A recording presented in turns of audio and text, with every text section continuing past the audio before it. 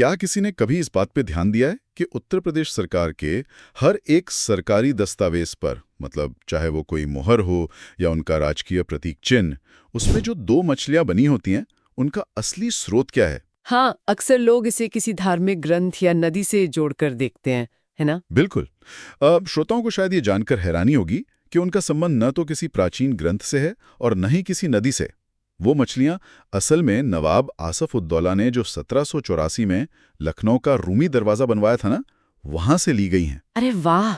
मतलब एक तरफ मुगल कालीन वास्तुकला की निशानी और उसी प्रतीक के ठीक बीचों बीच बहती हुई प्राचीन सनातन संस्कृति की प्रतीक गंगा और यमुना नदियां। सही का। और ये एक ऐसा विजुअल है जो किसी को भी चौंका सकता है। अक्सर लोग सोचते हैं कि सरकारी प्रतीक बस ऐसी कोई डिजाइन होते हैं।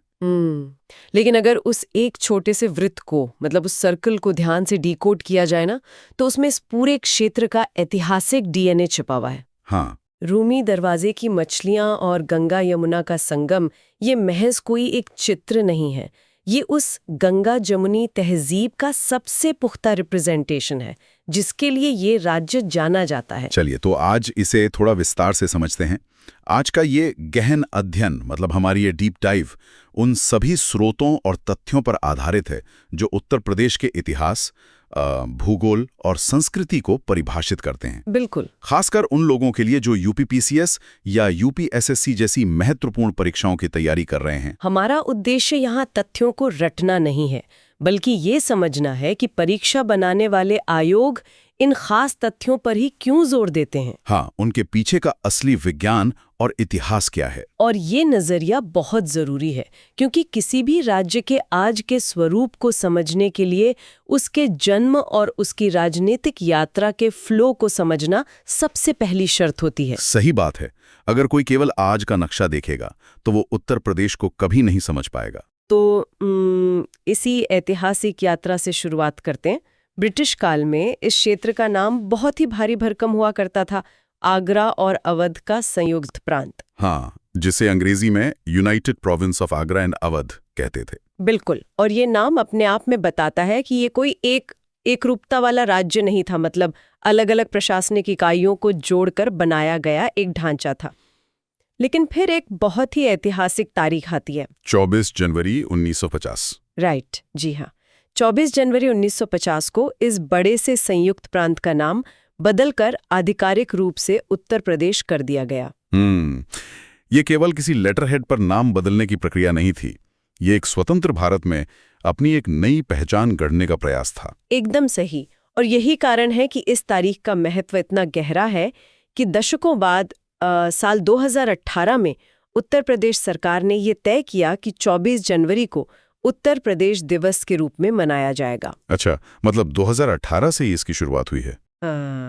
ये एक तरह से अपनी खोई हुई सांस्कृतिक पहचान और गौरव को फिर से स्थापित करने का एक संस्थागत प्रयास है। मैं सोच रहा था, उत्तर प्रदेश का इतिहास एक ऐसी विशाल लाइब्रेरी की तरह है जहां संयुक्त प्रांत के पुराने रजिस्टर से लेकर उत्तर प्रदेश की नई किताब तक सब कुछ दर्ज है। बहुत ही सटीक उदाहरण है ये। और जब किसी नए राज्य का इस तरह से पुनर्जन्म होता है तो उसका नेतृत्व भी उतना ही मायने रखता है। नए उत्तर प्रदेश के पहले मुख्यमंत्री बने पंडित गोविंद वल्लभ पंत। राइट। उन्होंने 26 जनवरी 1950 से लेकर 1954 तक राज्य का कार्यभार संभाला। एक तरह से उन्होंने उस शुरुआती दौर में प्रशासनिक नींव रखी। लेकिन अगर हम इतिहास के पन्नों से सीधे आज के परिदृश्य पर बाएं ना, तो वर्तमान मुख्यमंत्री योगी आदित्यनाथ की कहानी और उनका भौगोलिक बैकग्राउंड बहुत ही दिलचस्प आयाम जोड़ता है। बिल्कुल। वर्तमान मुख्यमंत्री योगी आदित्यनाथ का जन्म 5 जून 1972 को पंचुर में हुआ था, जो पौड़ी गढ़वाल में स्थित है। और दिलचस्प बात यह है कि ये जगह आज उत्तराखंड में है ना? जी। वे नाथ संप्रदाय से गहराई से जुड़े हुए हैं और गोरखनाथ मंदिर व मठ के मुख्य पुजारी हैं। उन्होंने पूर्व महंत अवैधनाथ के उत्तराधिकारी के रूप में ये पद संभाला। और साथ ही वे हिंदू युवा वाहिनी के संस्थापक भी हैं। यहाँ मुझे एक बात बहुत ही हैरान करने वाली लगती है। मतलब एक व्यक्ति जिसका जन्म जिस स्थान पर हुआ, वो स्थान आज उस राज्य का हिस्सा ही नहीं है जिसके वे मुख्यमंत्री हैं। ये सीमाओं के बदलने का कितना सजीव उदाहरण है।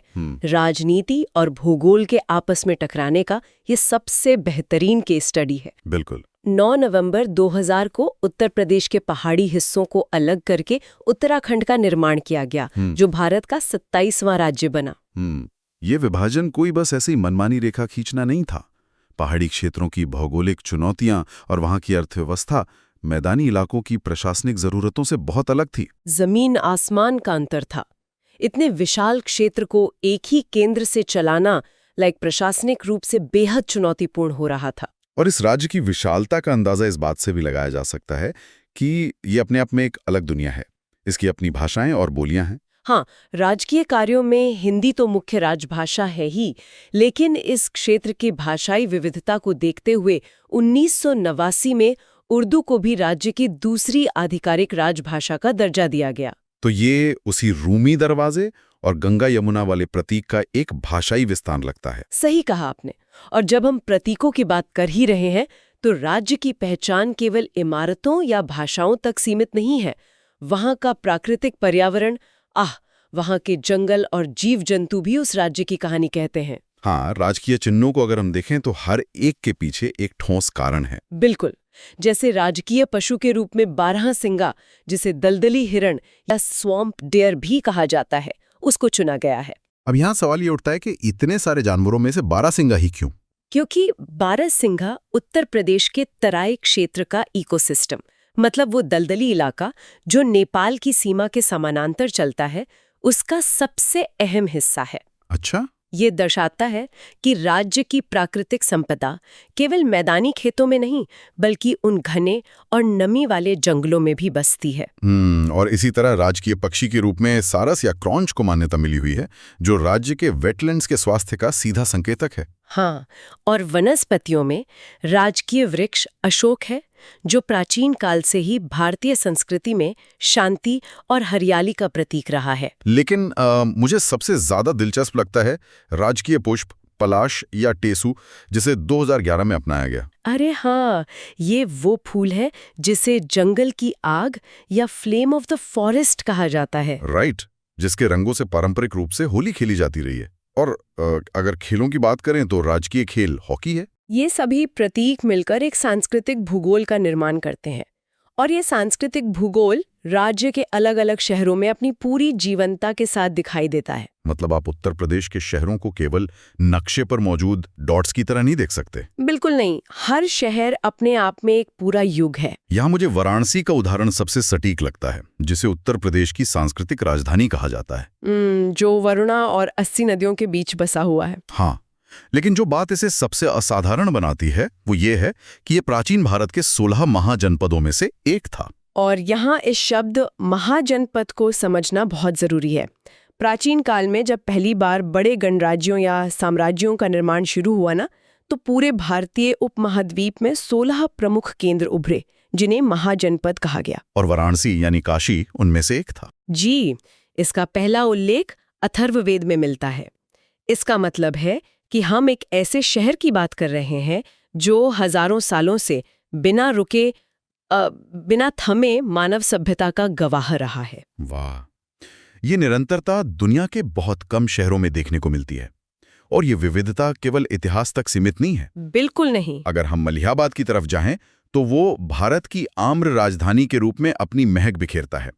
प्रयागराज, जिसे सदियों से संगम नगरी के रूप में पूजा जाता है, वो एक आध्यात्मिक केंद्र है। और हमारे स्रोत बताते हैं कि मुरादाबाद को चूड़ी नगरी और बरेली को सुरमा नगरी के रूप में जाना जाता है। इन शहरों की पहचान उनके सदियों पुराने हस्तशिल्प से जुड़ी है। और फिर आता है लखनऊ, नवाबों, नजाकत और नफासत का शहर। यह केवल एक राजनीतिक राजधानी नहीं है, यह वो जगह है जहां अवधी और उत्तरकालीन मुगल कलाओं, व्यंजनों और संगीत ने अपना सबसे परिष्कृत रूप लिया। लेकिन जब हम इस सांस्कृतिक छतरी से बाहर निकलकर राज्य के प्रशासनिक भूगोल को देखते हैं ना, तो आंकड़े और भी ज्यादा चौंकाने वाले हो जाते हैं। वो कैसे? मतलब 31 दिसंबर 2023 तक के प्रशासनिक आंकड़ों के अनुसार इस राज्य में 75 जिले और 18 मंडल है। हाँ, ये तो बहुत बड़ा नंबर है। और क्षेत्रफल की दृष्टि से ये राजस्थान, मध्य प्रदेश और महाराष्ट्र के बाद भारत में चौथे स्थान पर है, लेकिन जब बात जनसंख्या की आती है तो ये पहले स्थान पर खड़ा है। ये तो एक बहुत बड़ा विरोधाभास लगता है। ये विरोधाभास ही उत्तर प्रदेश की सबसे बड़ी चुनौती और सबसे बड़ी ताकत दोनों है। क्षेत्रफल में चौथा होने के बावजूद आबादी में पहला होने का मतलब है कि यहाँ जमीन और संसाधनों पर दबाव बहुत ज्यादा है। राइट। जनसांख्यिकी का ये घनत्व ही यहाँ की राजनीति और अर्थव्यवस्था को इतना जटिल बनाता है। अगर हम इसके विस्तार को देखें तो क्षेत्रफल के हिसाब से सबसे बड़ा जिला लखीमपुर खीरी है, जो 7,680 वर्ग किलोमीटर में फैला है, और वहीं दूसरी तरफ सबसे छोटा जिला हापुड़ है, जो महज 660 वर्ग किलोमीटर का है। हाँ, और यहाँ ये जानना दिलचस्प है कि पहले संत रविदास नगर, जिसे भदोही भी कहा जाता है, वो सबसे छोटा जिला हुआ करता था। लेकिन जब हम इन जिलों के बाहर राज्य की बाहरी सीमाओं पर नजर डालते हैं तो असली पहेली वहां शुरू होती है। एक राज्य जिसकी सीमाएं 8 अलग-अलग राज्यों, एक केंद्र शासित प्रदेश यानी दिल्ली और एक देश यानी नेपाल से लगती हैं। वो 8 राज्य हैं: उत्तराखंड, हिमाचल प्रदेश, हरियाणा, राजस्थान, मध्य प्रदेश, छत्तीसगढ़ और बिहार। तो अगर कोई गंभीरता से इस राज्य की प्रशासनिक बनावट को समझना चाहता है तो उसे सोनभद्र जिले को जरूर देखना चाहिए। बिल्कुल। सोनभद्र का भूगोल तो मुझे किसी इकोनॉमिक टेक्टोनिक प्लेट की तरह लगता है। ये भारत का एकमात्र ऐसा जिला है जो 4 अलग-अलग राज्यों को छूता है: मध्य प्रदेश, छत्तीसगढ़, झारखंड और बिहार। ये महज कोई सड़क का जंक्शन नहीं है। कोई भी स्थान जो 4 राज्यों से जुड़ता है, वहाँ की आबोहवा, वहाँ का व्यापार और वहाँ की संस्कृति चारों दिशाओं से प्रभावित होती है। हाँ। और सबसे बड़ी बात, सोनभद्र केवल भौगोलिक रूप से अनूठा नहीं है, यह भारत के सबसे बड़े खनिज संपदा केंद्रों में से एक है। यहाँ कोयला, चूना पत्थर, डोलोमाइट और बॉक्साइट के विशाल भंडार हैं। भूगोल ने यहाँ की जमीन को ऐसा बनाया है कि ये पूरे यूपी की अर्थव्यवस्था के लिए एक ऊर्जा केंद्र का काम करता है। सही कहा। और एक ऐसा ही एक और दिलचस्प जिला है सहारनपुर, जो 3 राज्यों को छूता है: उत्तराखंड, हरियाणा और हिमाचल प्रदेश। सहारनपुर को अक्सर लोग उसकी बेहतरीन काष्ठ कला, मतलब लकड़ी की नक्काशी के लिए जानते हैं, लेकिन ये शहर दारुल उलूम देवबंद के लिए भी विख्यात है। हाँ, दारुल उलूम देवबंद कोई साधारण मदरसा नहीं है, बल्कि ये अंतर्राष्ट्रीय स्तर पर एक बेहद प्रभावशाली इस्लामिक शिक्षण संस्थान है। ये दर्शाता है कि एक जिला जो 3 राज्यों की सीमाओं पर है, वो केवल व्यापार नहीं कर रहा, बल्कि वैश्विक स्तर पर वैचारिक प्रभाव भी पैदा कर रहा है। सीमाओं की बात हो ही रही है तो ये भी बता दें कि उत्तर प्रदेश की सबसे छोटी सीमा हिमाचल प्रदेश के साथ लगती है और सबसे लंबी सीमा मध्य प्रदेश के साथ। और राष्ट्रीय राजधानी क्षेत्र यानी एनसीआर का विस्तार भी यूपी के अंदर तक है, जिसमें इसके 8 जिले शामिल हैं। हाँ, हाल ही में शामली को एनसीआर के 23वें जिले के रूप में शामिल किया गया है। एक और सीमा है जिसे लेकर परीक्षा बनाने वाले आयोग हमेशा छात्रों के लिए जाल बिछाते हैं: नेपाल बॉर्डर। ओह हाँ। यूपी की 579 किलोमीटर लंबी अंतर्राष्ट्रीय सीमा नेपाल से लगती है, जिसे राज्य के 7 जिले छूते हैं। वो 7 जिले हैं: सिद्धार्थनगर, बलरामपुर, श्रावस्ती, महाराजगंज, बहराइच, लखीमपुर और पीलीभीत। राइट। और यहाँ पर जो ट्रैप है वो ये है कि अक्सर विकल्पों में कुशीनगर और बस्ती का नाम दे दिया जाता है। बिल्कुल, देखने में लगता है कि वे बिल्कुल पास है, लेकिन असल में वे नेपाल की सीमा को नहीं छूते हैं। यही कारण है कि नक्शे को केवल सरसरी तौर पर देखना काफी नहीं होता। नदियां और सीमाएं जमीन पर वैसी सीधी लकीरें नहीं होती जैसी कागज पर दिखती हैं।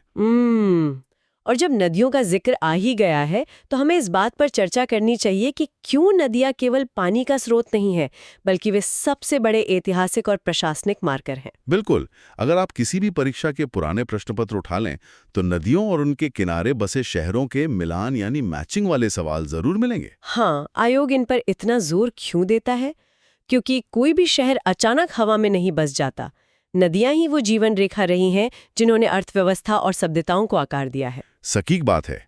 उदाहरण के लिए यमुना नदी को ही लीजिए।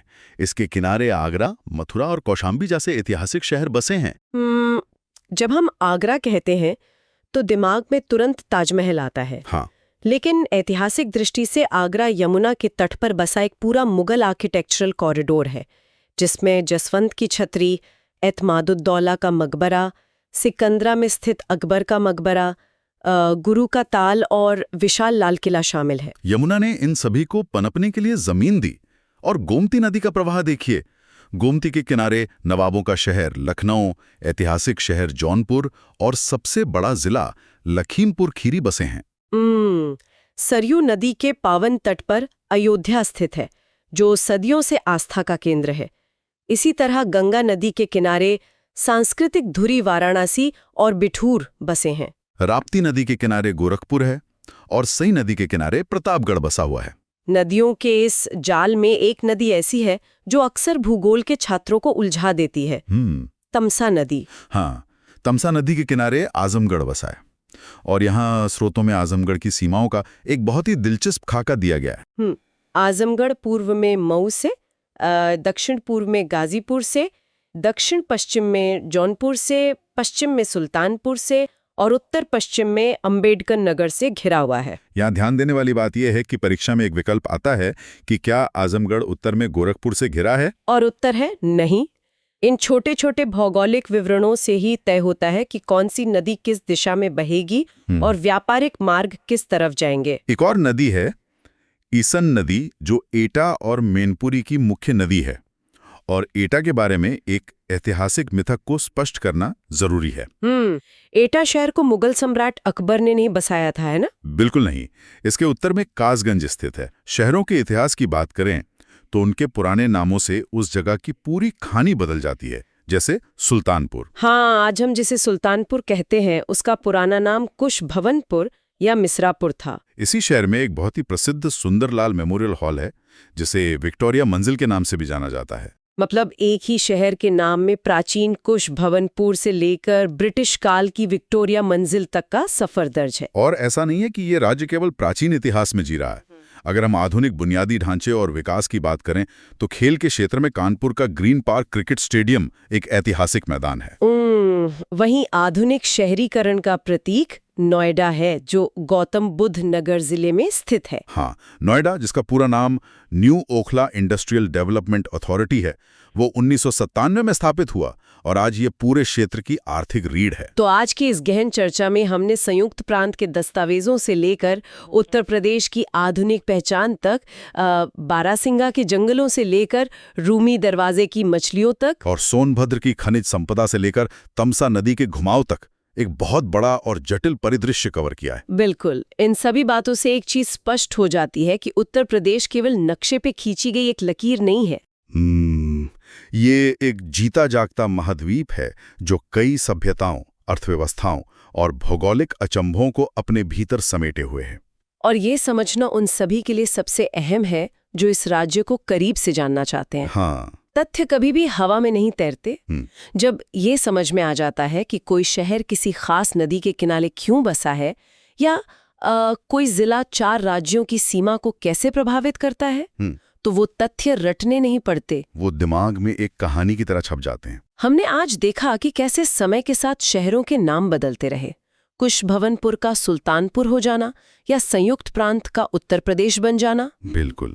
लेकिन जाते जाते सोचने वाली बात यह है कि क्या किसी स्थान का नाम या उसकी सीमाएं बदल देने से उस जमीन का असली चरित्र बदल जाता है, या फिर वो प्राचीन नदियां, वो दलदली जंगल और सदियों पुराने प्रतीक जैसे रूमी दरवाजे की वो 2 मछलियां सत्ता और समय के बदलने के बावजूद खामोशी से अपनी उसी पुरानी कहानी को दोहराते रहते हैं। श्रोताओं के लिए उस नक्शे की लकीरों को अब जरा इस नजरिए से देखना दिलचस्प होगा। मिलेंगे अगली बार एक नए गहन अध्ययन के साथ। चलिए वीडियो खत्म करने से पहले एक छोटा सा क्विज हो जाए, देखते हैं आपने कितना याद रखा। क्वेश्चन 1, उत्तर प्रदेश का राज्य पुष्प कौन सा है? ए कमल, बी वाटर लिली, सी गुलाब, डी गेंदा। इसका सही उत्तर है बी वाटर लिली। यह उत्तर प्रदेश का आधिकारिक राज्य पुष्प है। क्वेश्चन 2, उत्तर प्रदेश के राज्य चिन्ह में क्या दर्शाया गया है? बाघ और हिरण, बी धनुष बाण और मछलियों की जोड़ी, सी अशोक वृक्ष और धनुष, डी गंगा देवी। इसका सही उत्तर है बी धनुष बाण और मछलियों की जोड़ी। यह राज्य की सांस्कृतिक पहचान को दर्शाता है। क्वेश्चन 3, आगरा किस नदी के किनारे स्थित है? ए गंगा, बी ताप्ती, सी लूनी, डी यमुना। इसका सही उत्तर है डी यमुना। ताजमहल यमुना नदी के किनारे स्थित है। क्वेश्चन 4, सोनभद्र जिला किन राज्यों से सीमा साझा करता है? A Chhattisgarh, B Jharkhand, C Himachal Pradesh, D A और बी दोनों इसका सही उत्तर है डी, यह दोनों राज्यों से सीमा साझा करता है। क्वेश्चन 5, उत्तर प्रदेश का कौन सा जिला 4 राज्यों की सीमाओं को छूता है? ए मिर्जापुर, बी सोनभद्र, सी बलिया, डी बरेली। इसका सही उत्तर है बी सोनभद्र, यह 4 राज्यों से जुड़ा हुआ जिला है। ऐसे ही और क्विज के लिए जुड़े रहिए। मिलते हैं अगली वीडियो में।